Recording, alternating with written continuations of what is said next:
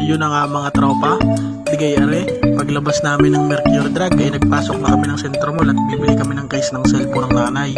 Tapos nakakita si madam ng case ng iPhone 11. Kaso wala naman nagustuhan at pagkamamahal daw, magaling pa daw sa Shopee.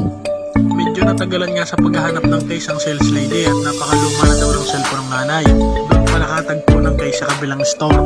Na dalawa na nga nakita, expired pa ang isa. Nadudurog na pagka sinusukat. Bumili na rin nga pala kami ng ring na kinakapit sa likod ng cellphone para pag nanonood at nakatulog ay hindi papatak sa mukha.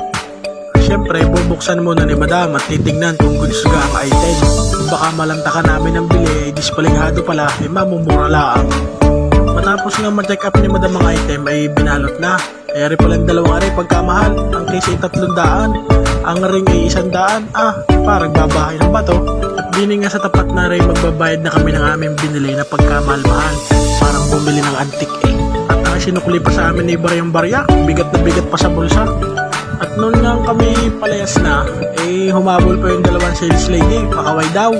At nung kami palabas na, may nangakit sa amin. Tarks, baka naman. Kami magme-merienda muna bago kami magpunta ng SM. Bumili muna nga din si madam ng isang gulaman. Kami daw yung hati na sa isa bago kami magpunta ng SM. Siya paano? Kami magme-merienda muna. Okay?